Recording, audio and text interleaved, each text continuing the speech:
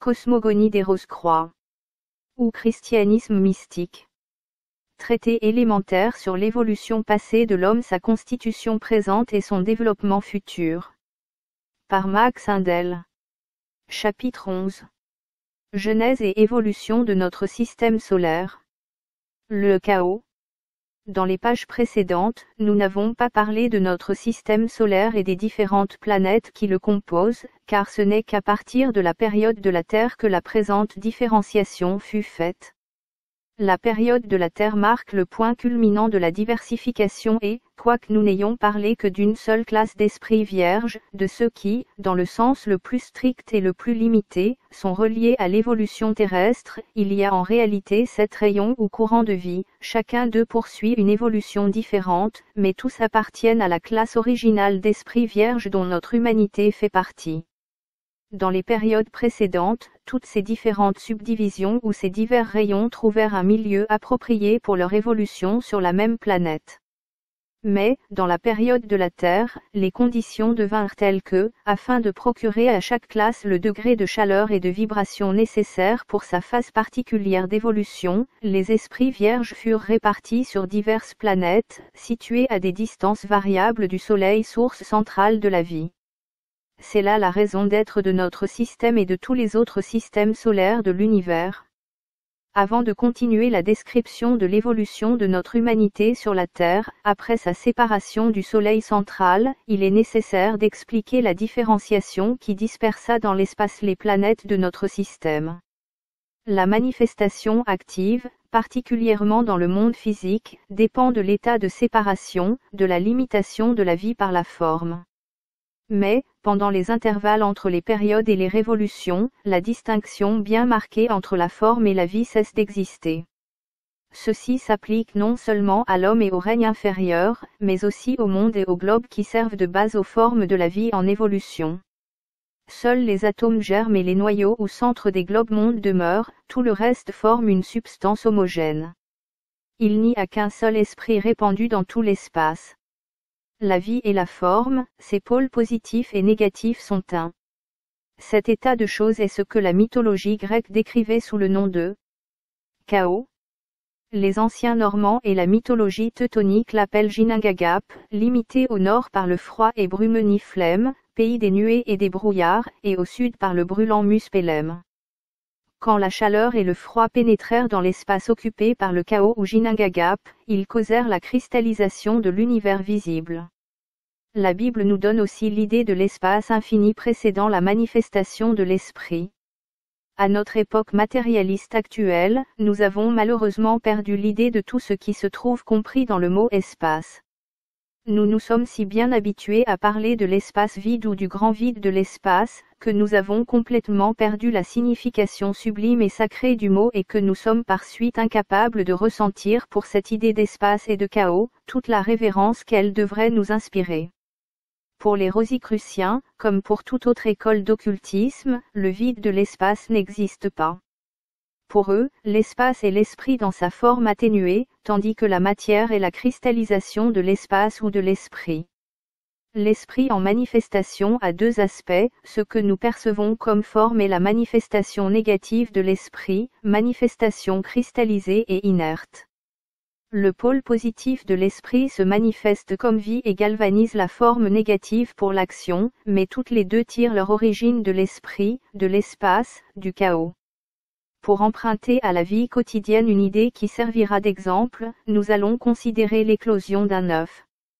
L'œuf est rempli d'un fluide assez visqueux. Ce fluide ou cette humidité est soumise à l'action de la chaleur et de la substance molle et fluide sort un poussin vivant dont les os et la chair sont relativement fermes et qui est couvert d'un duvet dont le tuyau central est assez dur. Alors qu'un poussin vivant peut sortir du fluide inerte d'un œuf sans l'addition d'aucune substance durcissante, n'est-il pas possible de soutenir que l'univers est la cristallisation de l'espace ou de l'esprit? Cette assertion peut paraître absurde à bien des gens, mais ce livre n'est pas écrit dans le but de convaincre la majorité des hommes que les choses sont vraiment ainsi. Il a pour objet d'aider ceux qui sentent en eux-mêmes que ces choses doivent être ainsi et de leur donner quelque lumière sur le grand mystère du monde qu'il a été permis à l'auteur de contempler. Le but spécial est, à présent, de montrer que l'esprit est sans cesse actif, d'une certaine manière pendant la manifestation, et d'une autre pendant le chaos. La science moderne se moquerait de cette idée que la vie peut exister sur un globe en cours de formation. Cela vient de ce que la science ne peut dissocier la vie de la forme et qu'elle ne peut concevoir la forme que comme solide et tangible, discernable par un de nos 5 sens physiques. L'occultiste scientifique, d'accord en cela avec les définitions précédentes de la vie et de la forme, affirme que la vie peut exister indépendamment de la forme concrète, qu'elle peut revêtir des formes que nous ne pouvons percevoir avec nos sens limités et qui ne sont pas soumises aux lois régissant l'état actuel de la matière concrète. Il est vrai que la théorie nébulaire soutient que toute existence, c'est-à-dire toute forme, les mondes dans l'espace et toutes les formes qui peuvent les habiter, a eu son origine dans la nébuleuse ardente, mais ce qu'elle n'admet pas, c'est le fait, sur lequel les occultistes scientifiques insistent, que la nébuleuse ardente est esprit. Elle n'admet pas que l'atmosphère qui nous entoure, l'espace entre les mondes, est esprit et qu'un échange continuel a toujours lieu, la forme se dissolvant en espace et l'espace se cristallisant en forme. Le chaos n'est pas une condition qui a existé dans le passé et qui a maintenant complètement disparu. Il est autour de nous au moment actuel. Sans le fait que les anciennes formes, ayant perdu leur utilité, sont constamment dissoutes dans le chaos qui donne aussi constamment naissance à de nouvelles formes, il ne pourrait y avoir de progrès, le travail de l'évolution cesserait et la stagnation empêcherait toute possibilité d'avancement. C'est une vérité autant qu'un axiome de dire que plus souvent nous mourons, mieux nous vivons. Goethe, le poète initié, a écrit. Celui qui ne peut constamment mourir pour donner la vie restera toujours un triste hôte sur cette terre désolée. Et Paul a dit, je meurs chaque jour. Aussi est-il nécessaire, comme étudiants de la science occulte, que nous comprenions que, même pendant la manifestation active, c'est le chaos qui est la base de tout progrès.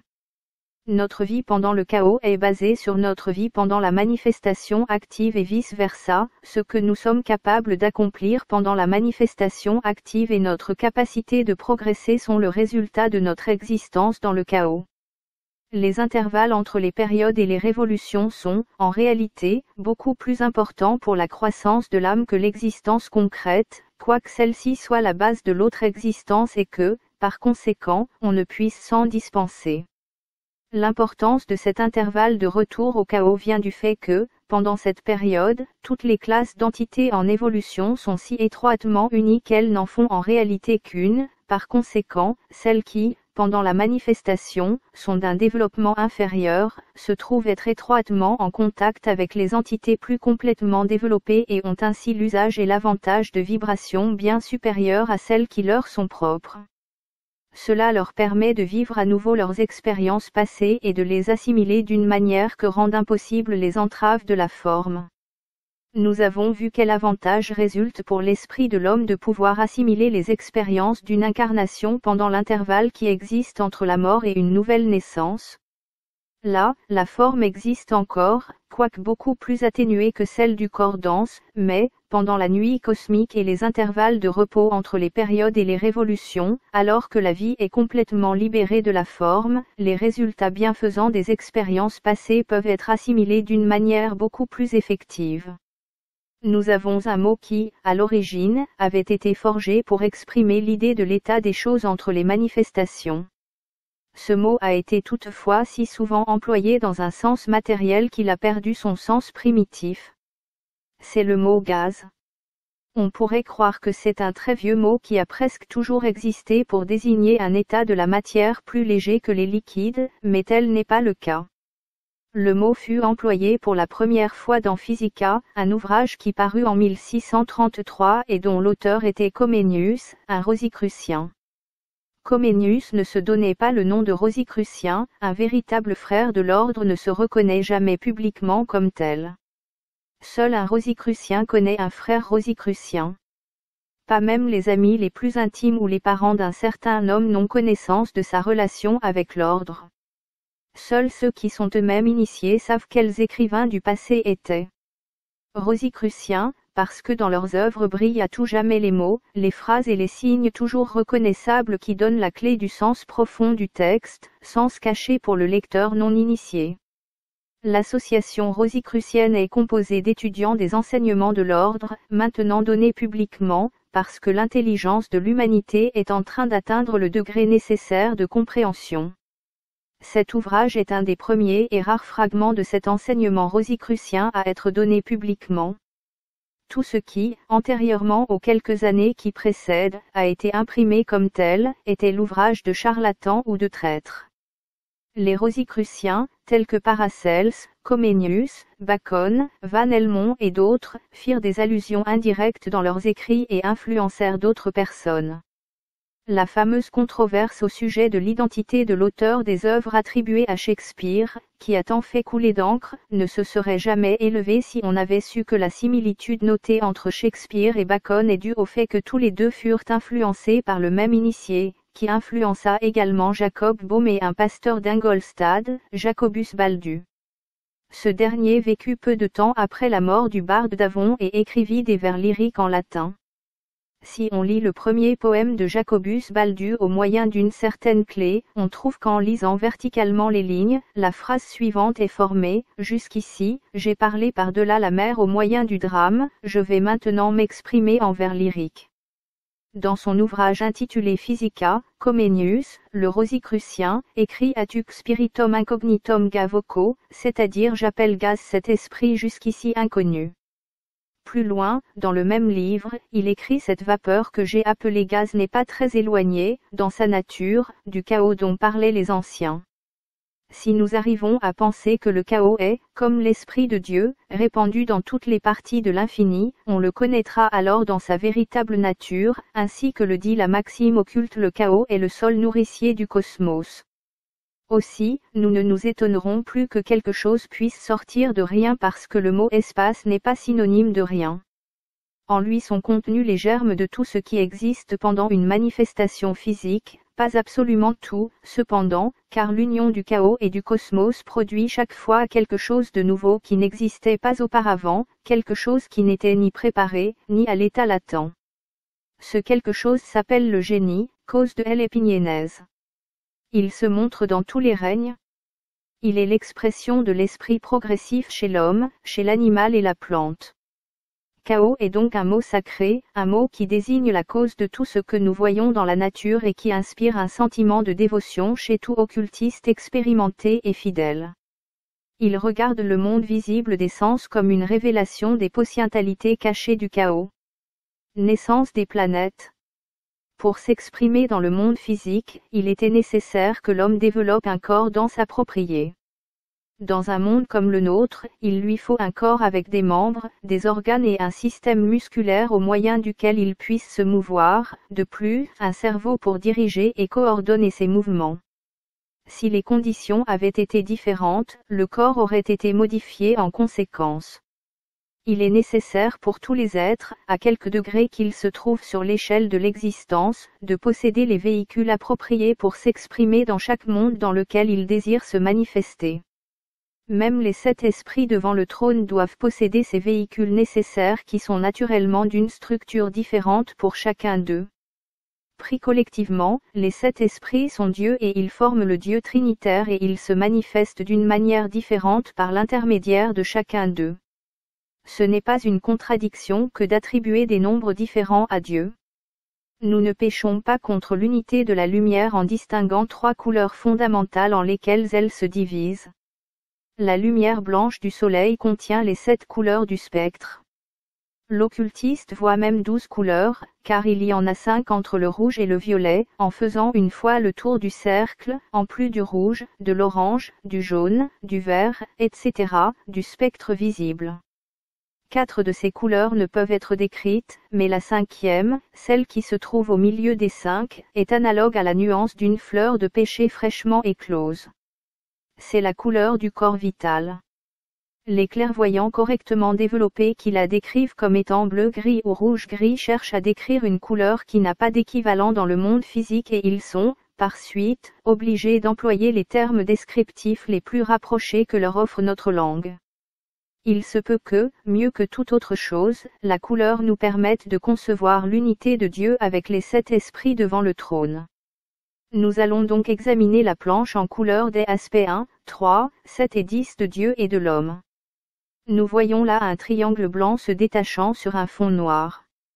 Le blanc est une couleur synthétique et contient en elle toutes les couleurs, de même que Dieu contient en lui tout ce qui se trouve dans le système solaire. Dans le triangle blanc se trouve un cercle bleu, un cercle rouge et un cercle jaune. Toutes les autres couleurs ne sont que des combinaisons de ces 3 couleurs fondamentales. Ces cercles correspondent aux 3 aspects de Dieu, qui sont sans commencement et qui se terminent en Dieu, bien qu'extériorisés seulement pendant la manifestation active.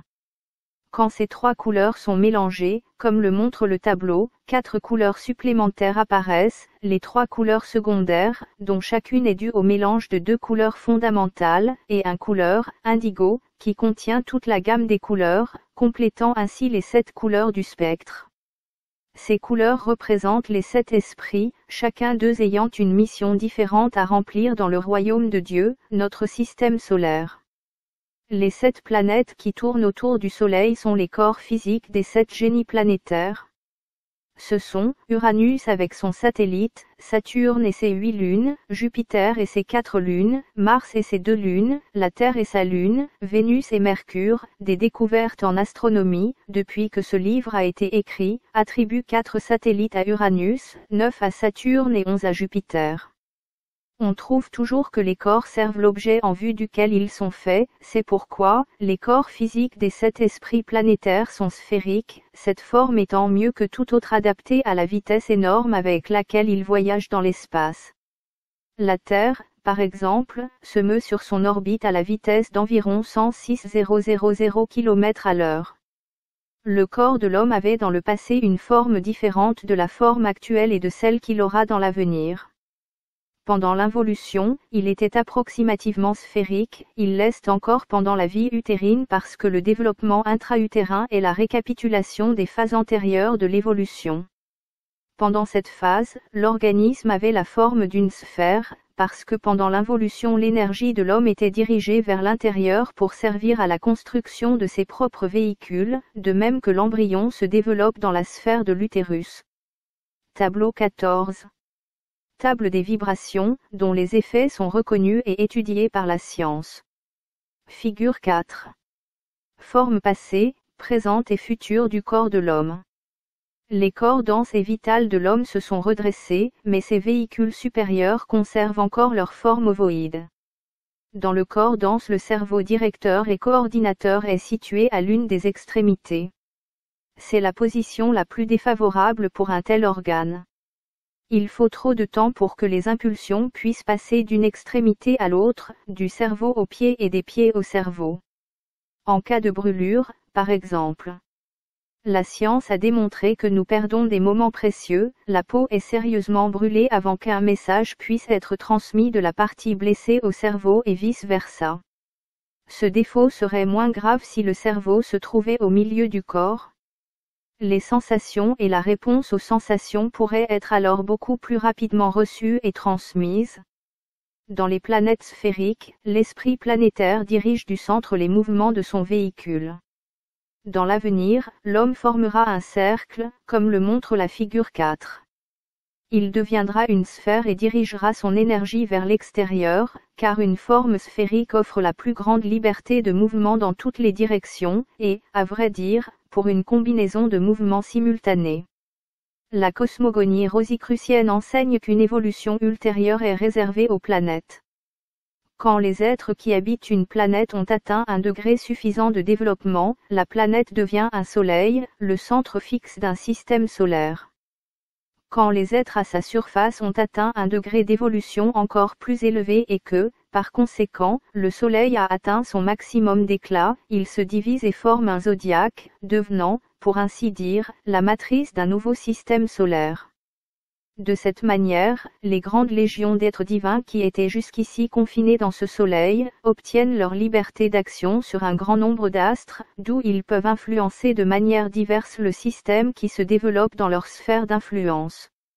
Les planètes, ou mondes porteurs d'hommes compris dans le zodiaque, sont constamment travaillés par ces forces, mais de diverses manières, selon le degré d'évolution qu'elles ont atteint. Notre Soleil ne pouvait devenir un Soleil avant d'avoir rejeté hors de lui-même tous les êtres n'ayant pas suffisamment évolué pour supporter la rapidité de vibration et la grande luminosité de ceux qui étaient qualifiés pour cette évolution. Tous les êtres vivants sur les différentes planètes auraient été consumés s'ils étaient restés dans le Soleil. Toutefois, ce Soleil visible, bien qu'il soit le champ d'évolution d'êtres très supérieurs à l'homme, n'est en aucune façon le père des autres planètes, comme le suppose la science matérielle. Il est, au contraire, lui-même une émanation du Soleil central qui est la source invisible de tout ce qui est dans notre système solaire. Notre Soleil visible n'est que le miroir dans lequel sont réfléchis les rayons d'énergie émanés du Soleil spirituel. Le Soleil réel est aussi invisible que l'homme réel. Uranus fut la première planète lancée dans l'espace par la nébuleuse quand sa différenciation commença dans le chaos, à l'aube de la période de la Terre. Il n'y avait pas alors de lumière, si ce n'est la faible lueur du zodiaque. La vie qui fut mise à part sur la planète Uranus est d'un genre plutôt arriéré et elle évolue, paraît-il, d'une manière extrêmement lente. Saturne fut la deuxième planète différenciée. Elle est le champ d'action de la vie qui passe par la phase d'évolution correspondant à la période de Saturne. Cette planète fut différenciée avant l'embrasement de la nébuleuse et, comme toutes les nébuleuses quand elles passent par la période de Saturne de leur évolution, elle n'était pas une source de lumière, mais un réflecteur. Jupiter fut différencié peu après, alors que la nébuleuse était devenue lumineuse. La chaleur de cette planète n'est pas aussi grande que celle du Soleil, de Vénus et de Mercure, mais, en raison de son immense volume, elle est capable de retenir sa chaleur et se trouve ainsi être un champ d'évolution approprié pour des êtres très avancés. Elle correspond au degré de développement qui sera atteint par la Terre elle-même pendant la période de Jupiter. Mars est un mystère et nous ne pouvons donner que peu d'informations au sujet de cette planète. Nous pouvons dire cependant que la vie sur Mars est d'une nature très arriérée et que les soi-disant canaux ne sont pas des excavations sur la surface de la planète. Ce sont des courants tels que ceux qui, pendant l'époque atlantéenne, circulaient autour de notre planète et dont on peut observer les restes dans les aurores boréales et les aurores australes. Cela explique le déplacement des canaux martiens observés par les astronomes. S'ils étaient réellement des canaux, il leur serait impossible de se déplacer, mais les courants qui émanent des pôles de Mars peuvent changer de place. La Terre, y compris la Lune, furent ensuite séparés du Soleil et plus tard, Vénus et Mercure. Nous parlerons ultérieurement de ces planètes et de Mars dans leur relation avec l'évolution de l'homme sur la Terre, car il n'est pas nécessaire de les considérer en ce moment. Quand une planète a des satellites, cela indique que, dans la vague de vie évoluant sur cette planète, il y a des êtres trop arriérés pour partager l'évolution de la vague de vie principale et que, pour cette raison, ils ont été éloignés de la planète pour les empêcher de retarder le progrès des pionniers. Tel est le cas pour les êtres qui habitent notre Lune. Dans le cas de Jupiter, il est probable que les habitants de 3 de ces 4 lunes seront éventuellement capables de rejoindre la vague de vie sur la planète mère, mais on considère comme certain que la 4e lune est, comme notre satellite, une 8e sphère sur laquelle la rétrogradation et la désagrégation du véhicule déjà acquis résulteront d'un attachement trop étroit à l'existence matérielle des êtres en évolution qui ont eux-mêmes provoqué cette fin déplorable. Neptune et ses satellites n'appartiennent pas à proprement parler à notre système solaire. Les autres planètes, ou plutôt leurs esprits, exercent une influence sur l'humanité tout entière, mais l'influence de Neptune est limitée à une classe particulière, celle des astrologues. L'auteur, par exemple, a senti plusieurs fois son influence d'une manière très marquée. Quand les retardataires habitant une lune ont rattrapé leur retard et sont retournés sur la planète mère, ou lorsque leur régression persistante a provoqué la désintégration complète de leur véhicule, la lune, alors abandonnée, commence à se désintégrer. L'impulsion spirituelle qui l'avait projetée sur une orbite fixe peut se maintenir pendant des âges après que la lune a été délaissée et, d'un point de vue matériel, elle peut sembler être encore un satellite de la planète mère. Peu à peu cependant, le pouvoir d'attraction de la planète diminue, l'orbite de la Lune s'élargit jusqu'à atteindre les limites de notre système solaire, elle est alors rejetée dans l'espace interstellaire et dissoute dans le chaos. L'expulsion de cette sorte de scorie, de ce monde de mort, est analogue à celle des éléments étrangers, aiguilles, etc., entrés dans le corps humain et qui cheminent à travers les muscles vers la peau. Les astéroïdes en sont un exemple, ce sont des fragments de Lune qui furent autrefois les satellites de Vénus et de Mercure. Les êtres qui les habitèrent sont connus ésotériquement sous les noms de seigneurs de Vénus et seigneurs de Mercure, ils rattrapèrent leur retard, en grande partie, grâce au service qu'ils rendirent à notre humanité, comme nous le verrons plus tard. Ils sont maintenant en sûreté sur les planètes mères, et les lunes qui l'ont habité sont partiellement désintégrées et déjà loin au-delà de l'orbite de la Terre. Il y a quelques autres satellites de notre système semblant être des lunes, mais les Rosicruciens ne les prennent pas en considération, car ils n'appartiennent pas à notre évolution.